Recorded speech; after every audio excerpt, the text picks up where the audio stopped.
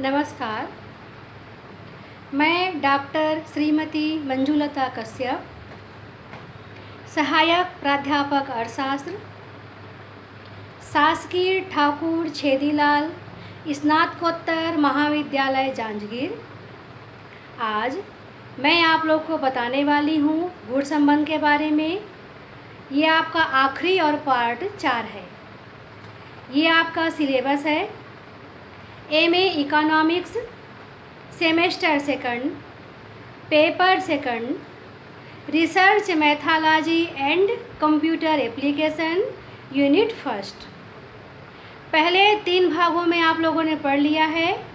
गुण संबंध के बारे में सैद्धांतिक जानकारी, अज्ञात वर्ग आवृत्तियों का निर्धारण, समांक संगत है या नहीं, गुण संबंध के प्रकार, गुण संबंध निर्धारण की रीतियाँ।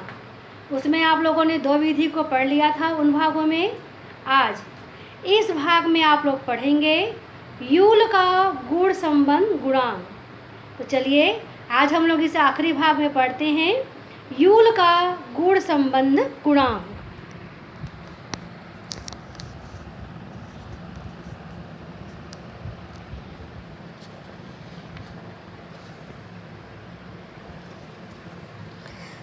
दो गुणों में साहचर्य की मात्रा का सापेक्षिक माप ज्ञात करने के लिए यूल का गुण संबंध गुणांक निकाला जाता है। देखिए इसका सूत्र क्या है। क्यू ए बी बराबर A B into alpha B minus A B into alpha B बटे A B into alpha beta plus A beta into alpha B. Q A B क्या है आपका ए तथा बी गुण समंकों में गुण साहचर्य गुणांक। अब देखिए इसका निर्वचन कैसे होता है। गुण सहसंबंध गुणांक का निर्वचन। इधर आपका कोटि है, धनात्मक है, ऋणात्मक गुण संबंध है। पूर्ण में क्या रहेगा, धन 1 ऋण 1। अनुपस्थित में क्या रहेगा, दोनों में 0। उच्च कोटि में क्या रहेगा, धन 0.75 से 1, ऋणात्मक में क्या रहेगा -0.75 से -1। फिर देखिए मध्यम कोटि, धन 0.25 से धन 0.75, ऋणात्मक में क्या रहेगा -0.25 से -0.75। निम्न कोटि 0 से अधिक पर 0.25 से कम, ऋणात्मक में क्या रहेगा -0.25 और 0 के बीच। यह आपका है गुण सहसंबंध गुणांक का निर्वचन। अब इसमें आपका एक एग्जाम्पल मैं बता रही हूँ। भारत के किसी प्रांत की पुरुष जनसंख्या 331 लाख है, साक्षर पुरुषों की संख्या 66 लाख है एवं पुरुष अपराधियों की संख्या 33,000 है। अगर साक्षर पुरुष अपराधियों की संख्या 6,000 है तो इस प्रांत में साक्षरता एवं अपराध प्रवृत्ति के मध्य गुण संबंध ज्ञात कीजिए। देखिए इसका आपका हल कैसे रहेगा। साक्षरता को दिखाएंगे A, अपराध प्रवृत्ति B। एक रूपता लाने के लिए सभी मूल्यों को 1000 में परिणित करके ज्ञात वर्ग आवृत्तियाँ इस प्रकार हैं। n बराबर 33,100, a बराबर 6600, b बराबर 33 और ए बी बराबर 6। अब देखिए ज्ञात मूल्यों को 9 वर्ग सारणी में रखने पर मैं बता चुकी हूँ आपका हर बार काम में आता है। a alpha total, b beta total. यहाँ आपका रहेगा A B alpha B B, A beta alpha beta beta, A alpha N.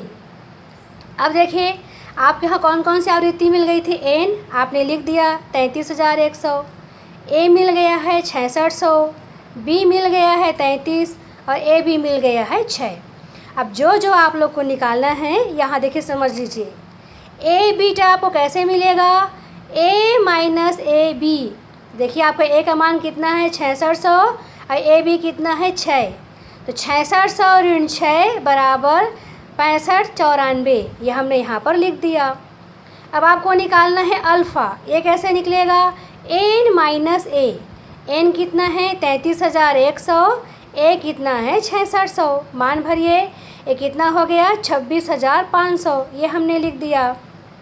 Alpha beta, ये कैसे निकलेगा? Beta minus A beta. देखिए आप लोग, बीटा का मान कितना है? 33,067 और ए बीटा आपका कितना है यहाँ पर? 6594। तो कितना मिल गया आपको? 26,473। ये हमने यहाँ पर लिख दिया। फिर देखिए लास्ट में बीटा बराबर एन माइनस बी। एन कितना है? 33,100।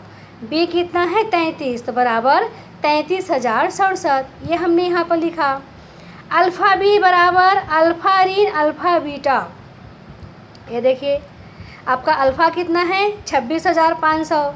अल्फ़ा बी कितना है आपका? 26,473। तो आपको अल्फ़ा बी कितना मिल जाएगा? 27। देखिए आपका अल्फ़ा बी का सूत्र क्या है? Alpha minus alpha beta. तो 26,500 माइनस 26,473 बराबर 27। अब यहाँ आपको सभी आवृत्तियाँ ज्ञात हो गई हैं। अब आप लोग यहाँ प्रयोग करेंगे इसका सूत्र में। देखिए आपका सूत्र क्या बोलता है? क्यू ए बी बराबर A B into alpha beta minus A beta minus इस सूत्र को मैं फिर से बोल रही हूँ।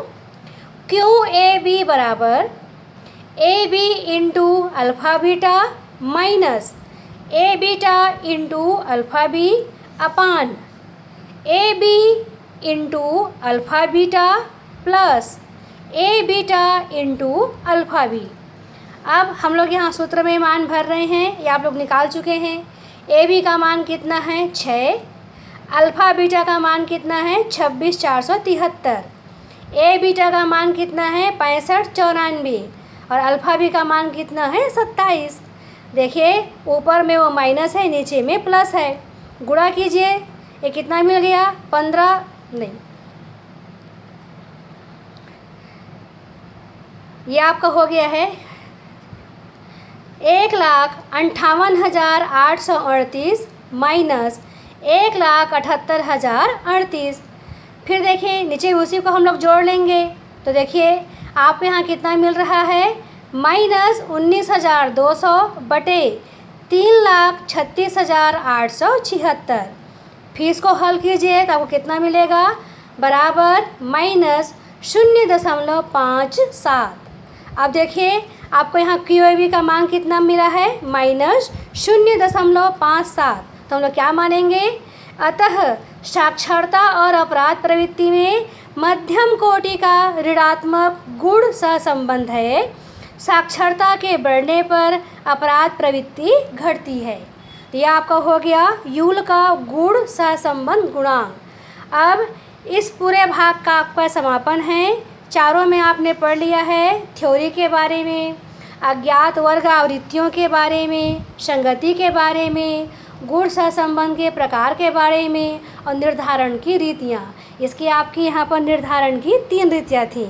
तो यहाँ आपने पढ़ लिया पूरा गुण सहसंबंध के बारे में। धन्यवाद।